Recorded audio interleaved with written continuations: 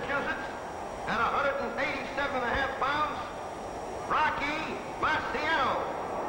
Versus from Cincinnati, Ohio, at 185.5 pounds, Marciano.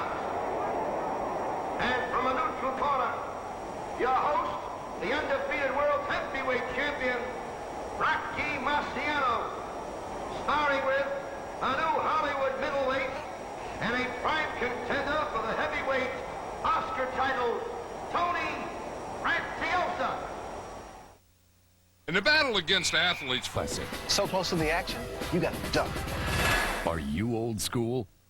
You're watching the main event on ESPN Classic. And my guest, a special guest, I have a big reason for inviting him here to be on my show, Tony Franciosa. I saw him work in a picture where he played the part of a fighter, and Tony, you were so impressive as a fighter that I just had to get to you somehow and ask you, would you please look over my story? It's just been completed, and I'd love to have you play the part of the fighter.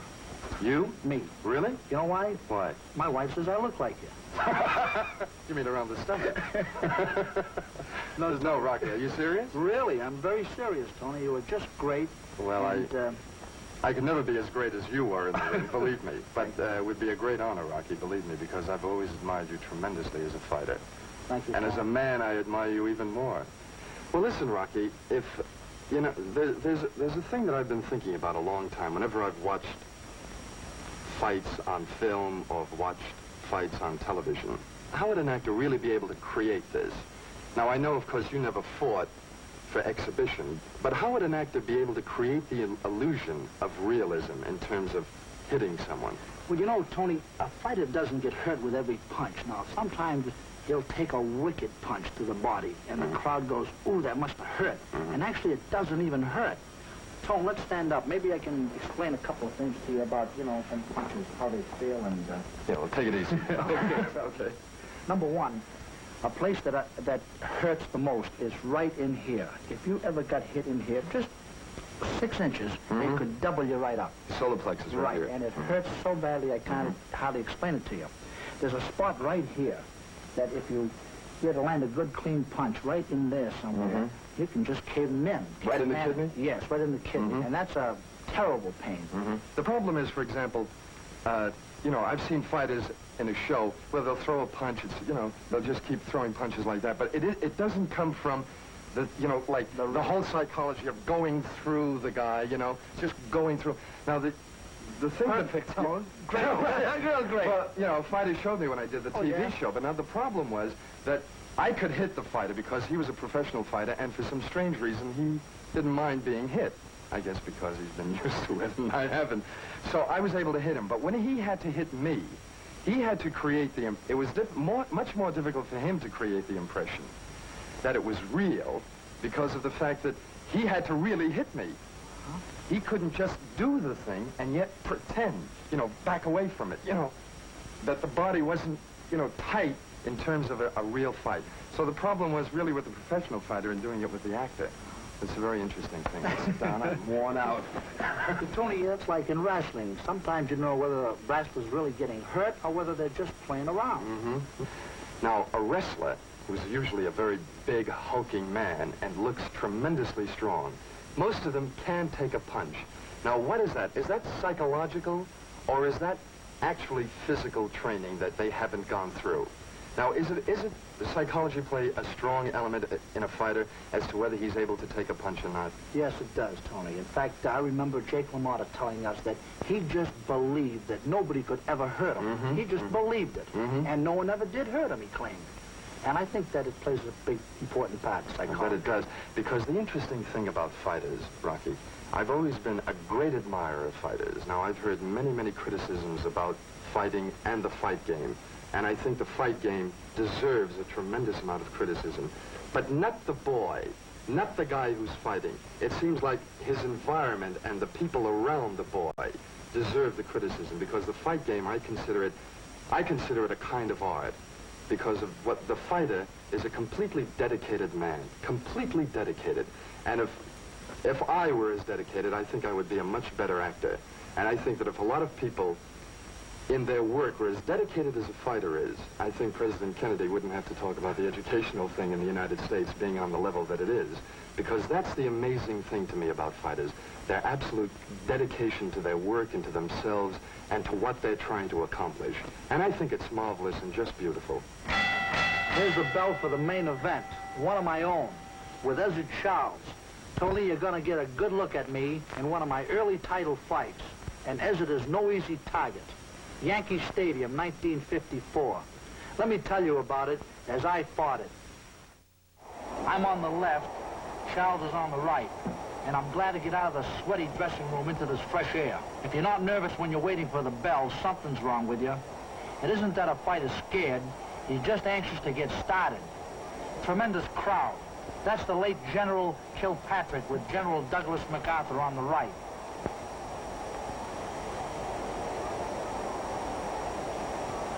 Leo DeRocher and Lorraine Day.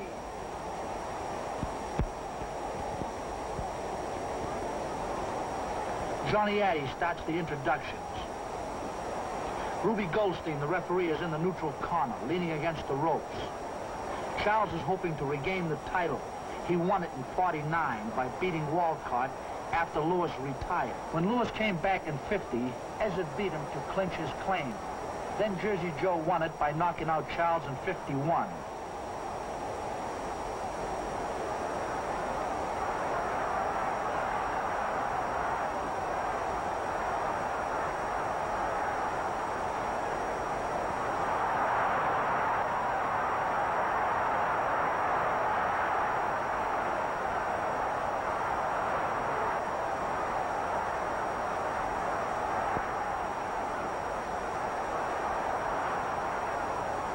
Jake Mintz, one of Charles' handlers, watches my trainer Charlie Goldman put the gloves on me. Wants to make sure Charlie doesn't slip in a horseshoe.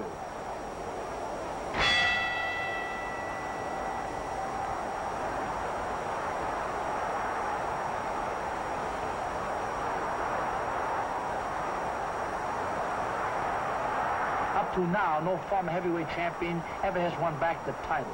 I hope it stays that way. This is only my third defense of the title, and I haven't had a chance to cash in yet. Looks like he's planning to stay close. I'm not gonna like that.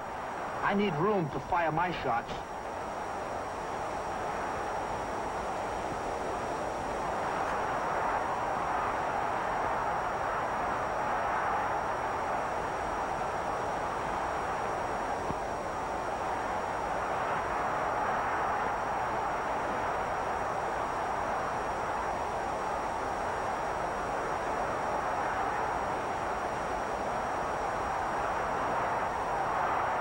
I'm a little worried. He's a smart, experienced fighter. He had 42 amateur bouts and 60 as a pro before I had my first fight in '47. And this is only my 45th.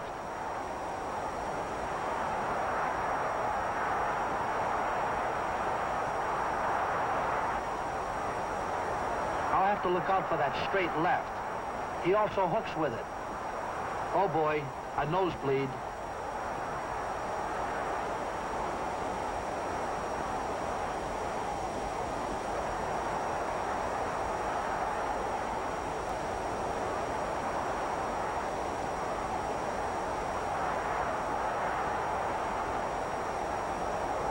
Don't tell me I'm going to have trouble with that nose again. Walcott did a job on it in our first fight, and our second fight had to be postponed for a month while I had some repair work done on my schnoz.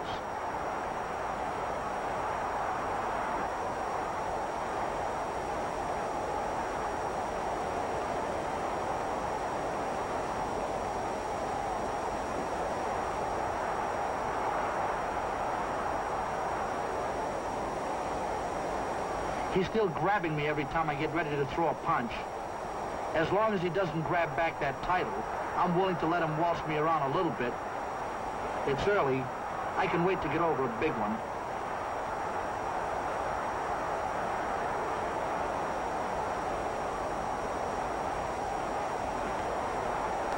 I gotta crouch a little more to bring down his guard and get a clear shot at his jaw. That left wasn't enough. I thought it landed in the right spot, but it didn't seem to bother him any. After Walcott knocked out Charles, as it said, anybody can take you out with the right punch. He's right. I hope I can find one.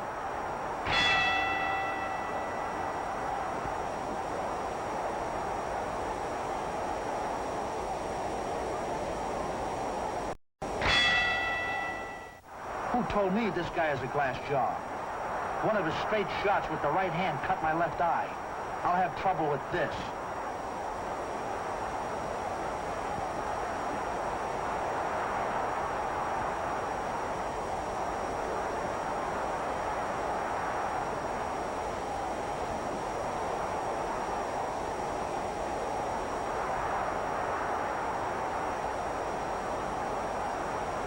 I'm worried about the eye.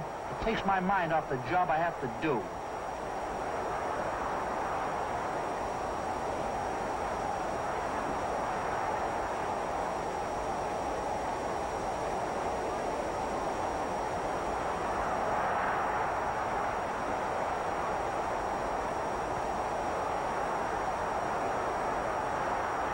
He's a cagey fella. Catches me when I come in. Almost always on the eye. Why can't I weave away from those punches?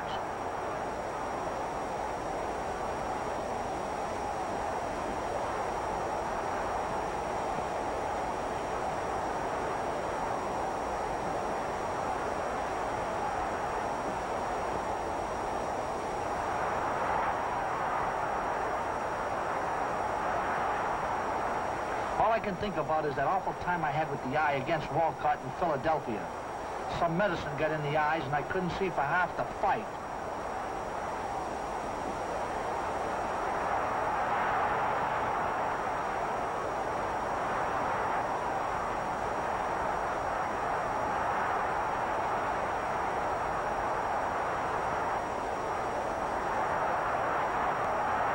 Who said Charles was strictly a cautious boxer?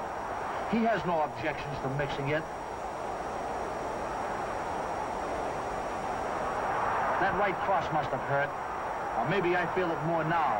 When you're in there, you just shake your head and keep going. Too busy to feel anything.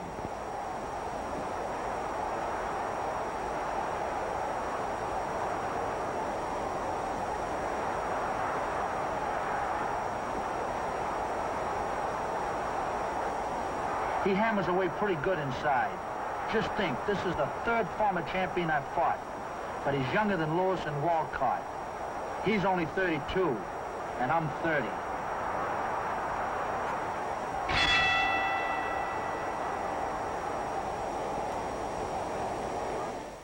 Tone, what do you think of the fight so far? Well, when do you start moving, Rock? Wait a minute, Dad. Hold it, Dad. Pretty soon. Nights in white satin. Imagine Leonard, Lewis, plus hard-hitting fighters every boxing fan ought to know. Big Fights Boxing Hour, Tuesday at 10, only on ESPN Classic.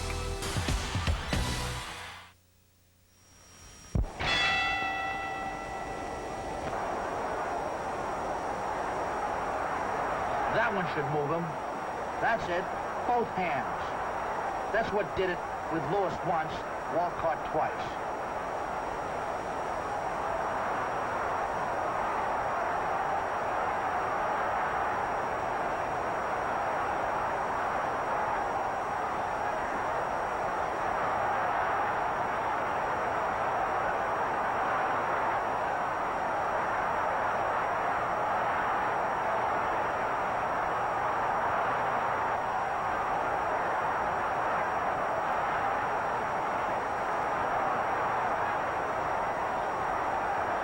Don't slow down. Belt away. Why doesn't he go down? What's holding him up?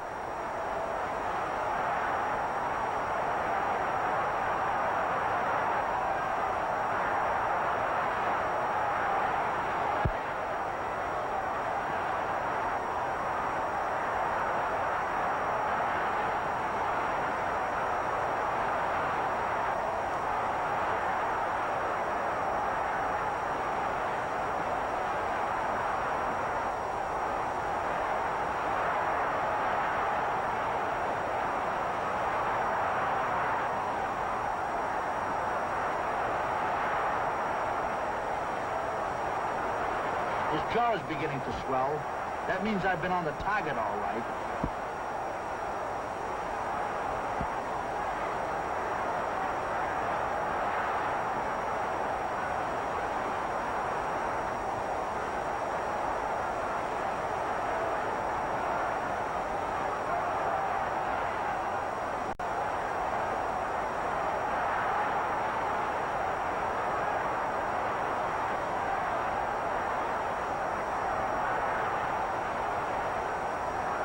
I'm still throwing punches, and I can't understand it. Getting arm weary, and he's beginning to slip and block a few.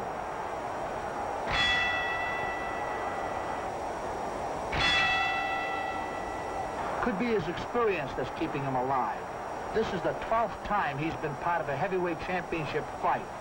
I never even saw that many.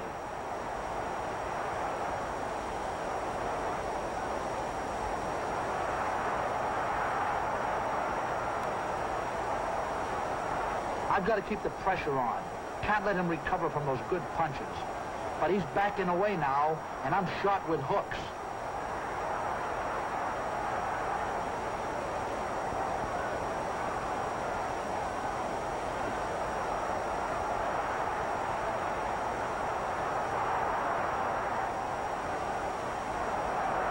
He didn't get away from that left.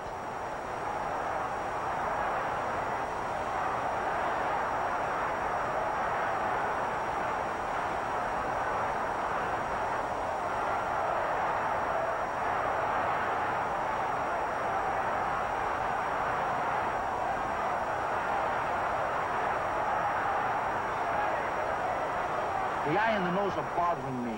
When you can't see perfectly, you're not as accurate as you'd like to be.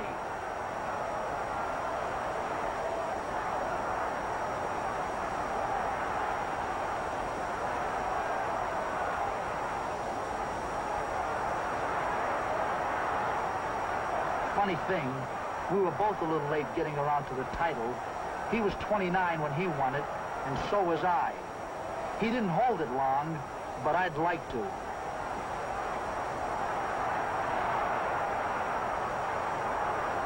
He's not backing away now, but neither is he falling. I'm developing more and more respect for this guy's ability to take it.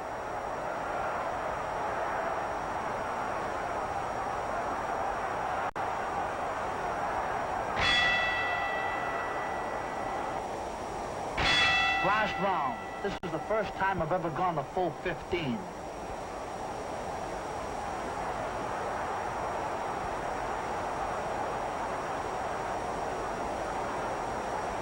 Weil looked a little worried. I guess he's not used to seeing me go the distance. I hit him a good left, and he wings me with a good right.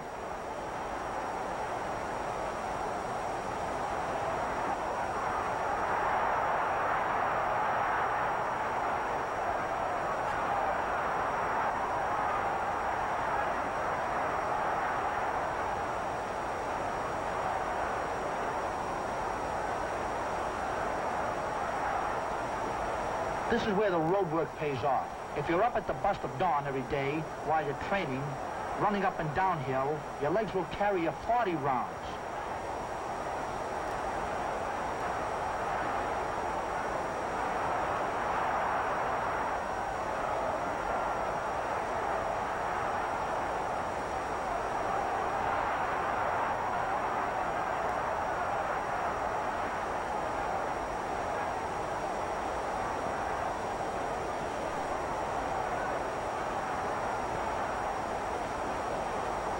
He's grabbing me the way he was in the early round. As long as he clutches me, I can't hit him in the body, let alone the jaw.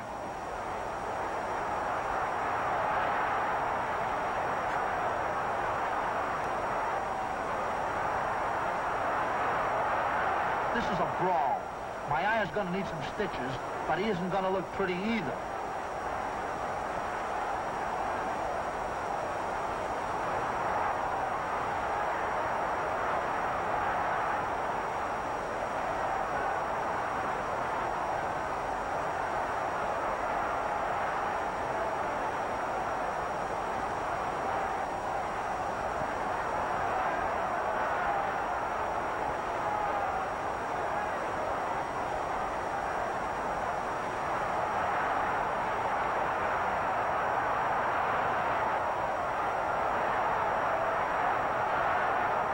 glad we're near the end.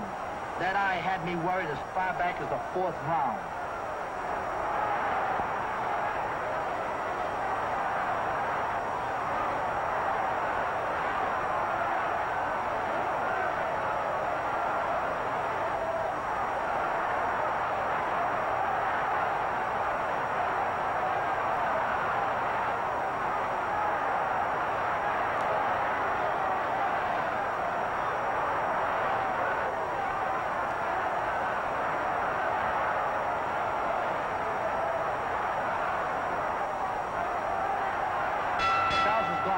Most of his important fights, and the decisions have gone his way more often than not.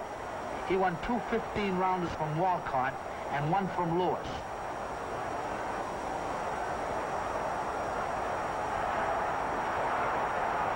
The crowd is waiting for the decision. Johnny Addy has the cards. My stomach feels a little jump as Johnny begins reading.